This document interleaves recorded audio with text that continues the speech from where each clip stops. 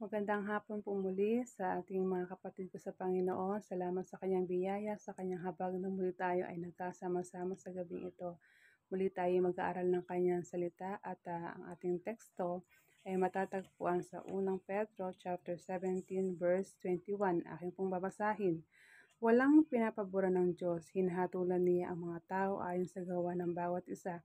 Kaya kung tinawag niyo siyang Ama, kapag nanalangin kayo sa Kanya, igalang niyo siya habang naninirahan pa kayo sa mundong ito. Alam naman ninyo kung anong ipinatubos sa inyo mula sa walang kabuluhang pamumuhay na minana niyo sa mga ninuno ninyo.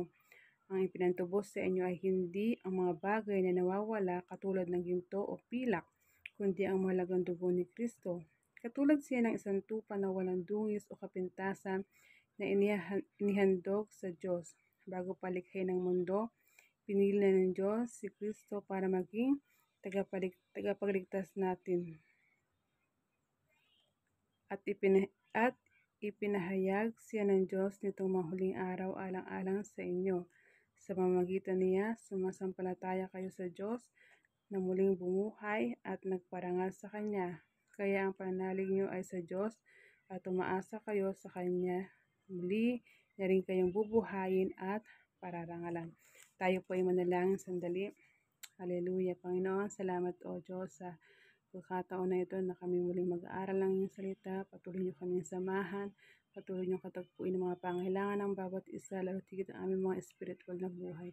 At itong aming maging gabay, Panginoon o Diyos. Salamat po, Ama. Purihin ka sa pangalan ni Jesus. Amen. Hallelujah. Sa ating pong binasa sa unang Pedro, mahigitan natin dito na kung babasahin niyo yung sa unang Pedro ng 15 ay nasabi doon na banal ang Diyos, na siya yung Diyos na banal at siya yung Diyos na atin din na dapat na paglingkuran, Diyos na dapat na magkaroon tayo ng takot sa Kanya. Amen po.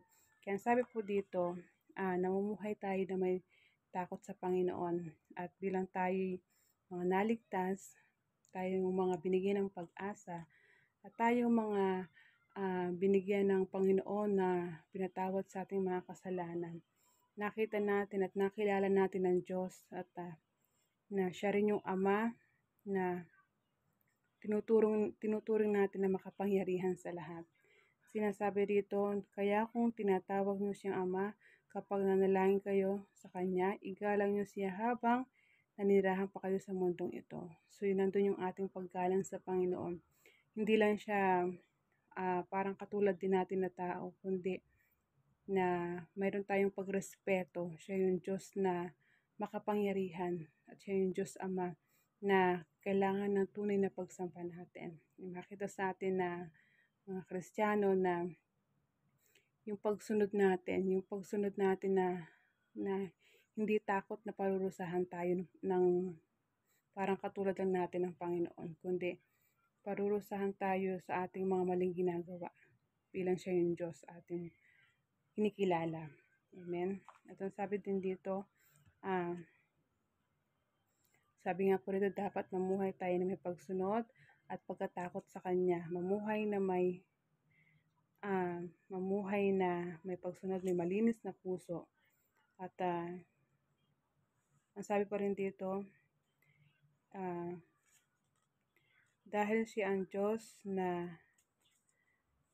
ibibigay natin yung tunay natin na pagsunod sa Kanya. Hindi lang tayo na natatakot, kundi yung puso natin ay may puso talaga na handang sumunod sa Panginoon sa Kanyang mga utos sa atin sa mga salita ng Panginoon.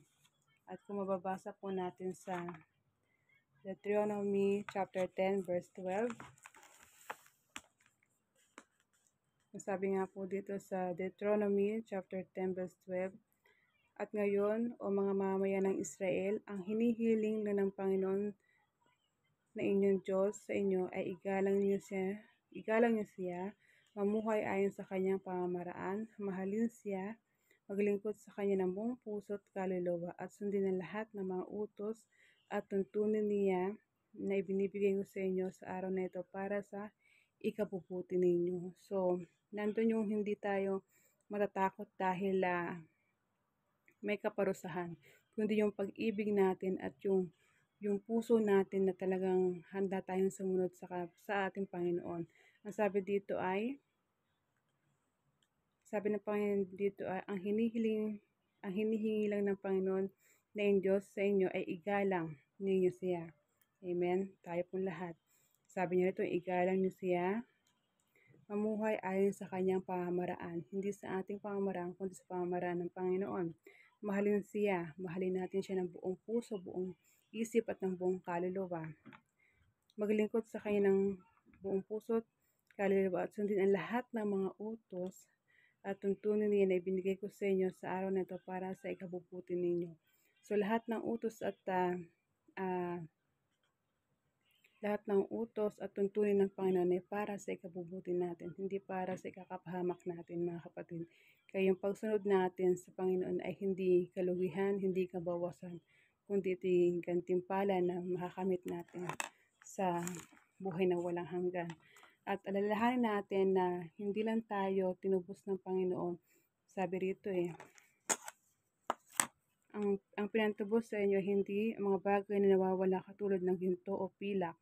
Ano daw pong pinantubos niya, kundi ang mahalagang dugo ni Kristo. Nagpapako siya sa krus at inalay ang kanyang buhay at kapalit ng ating mga kasalanan ay ang mahalagang dugo ni Kristo.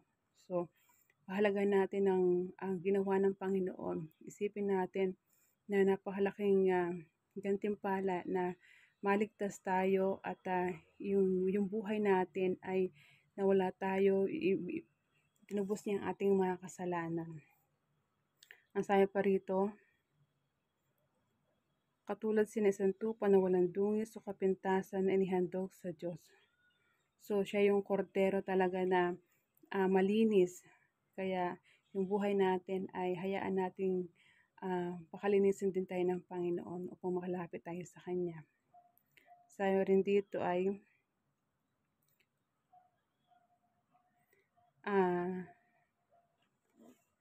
sabi pa rito sa bandang huli, at ipinayag siya ng Diyos nitong mga huling araw alang-alang sa inyo.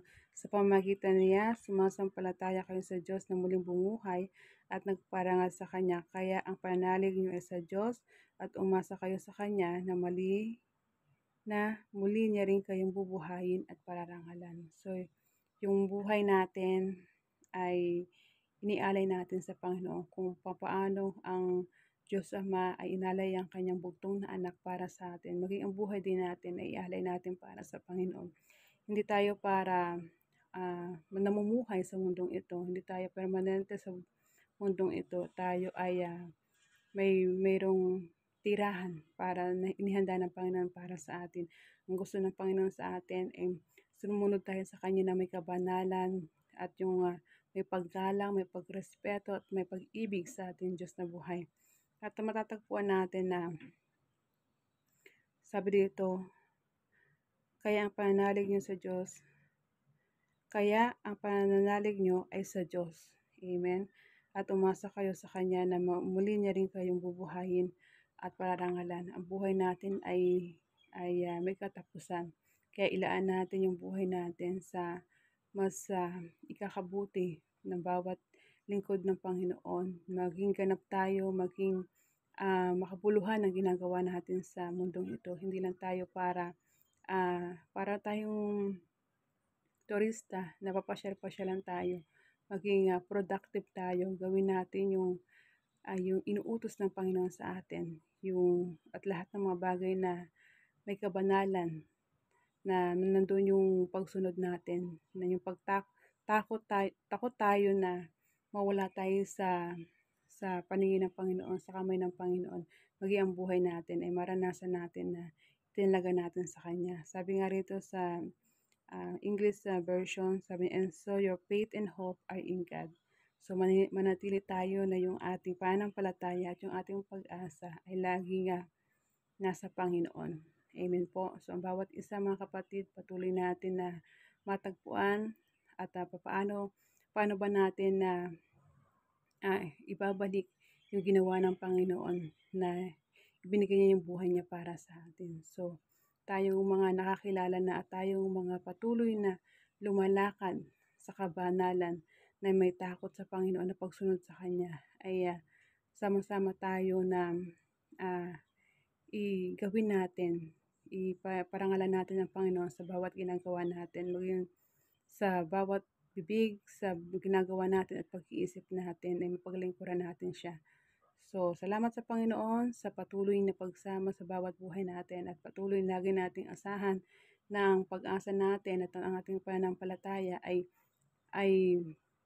laging nakatuon sa Panginoon. Lagi nating panghawakan natin ang kanyang salita sa ating mga buhay. So, salamat sa Panginoon sa hapong ito na muli tayong pinalakas at lagi nating siyasatin ang bawat salita ng Panginoon sa hapong ito. Manatili tayo na lagi nasa presensya ng Panginoon, pagbulay-bulayan natin ang kanyang mga salita at lagi natin itong maging taglay natin sa bawat hamon, bawat hakbang, bawat pagsunod natin sa ating mga buhay.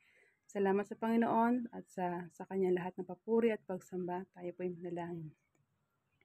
Hallelujah. Amen, Diyos. Salamat po, Panginoon, sa sandaling pag-aaral ng salita, Panginoon. Salamat sa iyong kabutihan. Salamat, Panginoon. Patuloy niyo, O Diyos, nabigyan kami ng puso, Panginoon, na tapat, na sumusunod, O Diyos, sa iyo. Salamat po, Panginoon, sa bawat buhay ng bawat mga kapatid namin, O God.